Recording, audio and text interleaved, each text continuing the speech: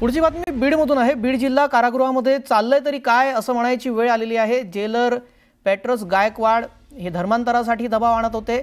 दाखल गुन्ह्यातून मुक्तता करतो असं सांगितलं त्यांनी आणि त्यानंतर दबाव आणत असल्याचं समोर आलेलं आहे। नाही ऐकलं तर मारहाण केली। 2-3 कैद्यांनी धर्मांतरही केलंय असा गंभीर आरोप जामिनावर सुटून आलेल्या आरोपीने केलेला आहे।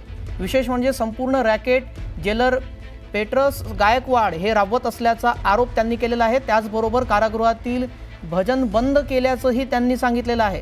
त्यामुळे आता या बीडच्या जिल्हा कारागृहात चाललंय तरी काय असा सवाल उपस्थित होतोय।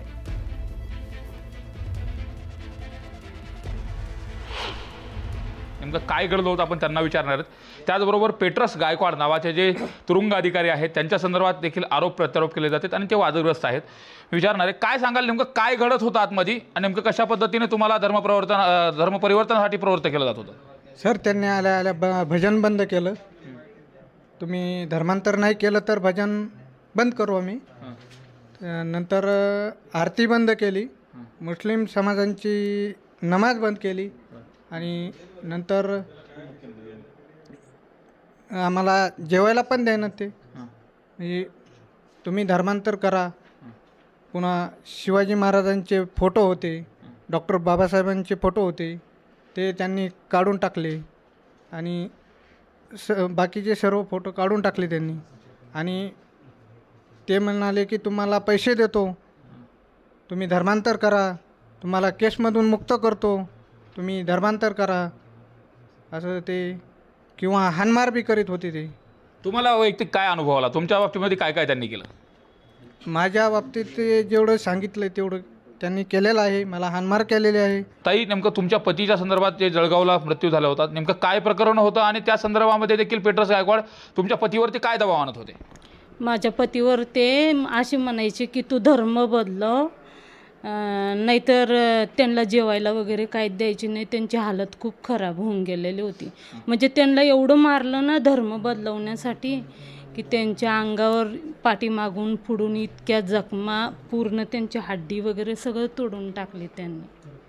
आणि तिथं PM रिपोर्टमध्ये, विसोरा रिपोर्टमध्ये सुद्धा सगळं आलेलं आहे।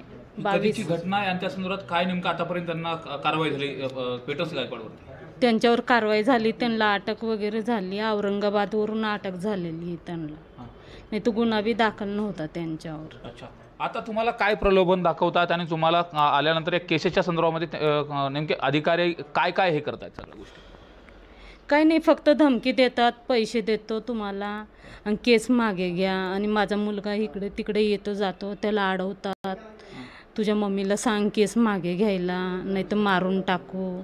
माझी खूप मोठी पोज आहे, माझं सरकार काहीच करून घेत नाही, माझं डिपार्टमेंट मला अटक करत नाही कोणत्या गोष्टीमध्ये। नेमके पेट्रस गायकवाड हे जे बीड जिल्हा कारागृहामध्ये आता वरिष्ठ तुरुंग अधिकारी जेलर म्हणून आहेत, त्यांच्या बाबतीमधले अनेक धक्कादायक जे कारनामे आहेत ते समोर येतात। नेमकं या प्रकरणात आता काय कारवाई होणार हे देखील पाहणं महत्त्वाचं असेल। मात्र बीड जिल्हा कारागृहामधलं धर्म परिवर्तन करण्याचं जे काही रॅकेट आहे त्या रॅकेटमुळं आता मोठी खळबळ उडाल्याचंच पाहायला मिळत आहे। सुरेश जाधव, न्यूज 18 लोकमत, बीड।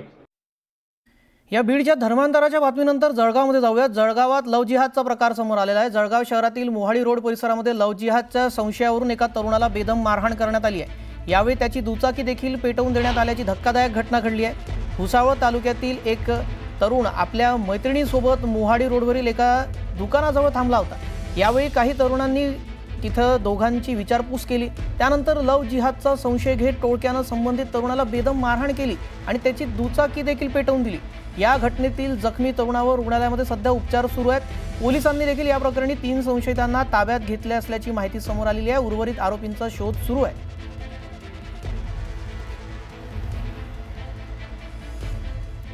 यामध्ये एक शेख समीर शेख सलीम नावाचा फिर्यादी आहे, तो आणि त्याची एक मैत्रीण असे भुसावळवरून जळगाव येथे आले होते।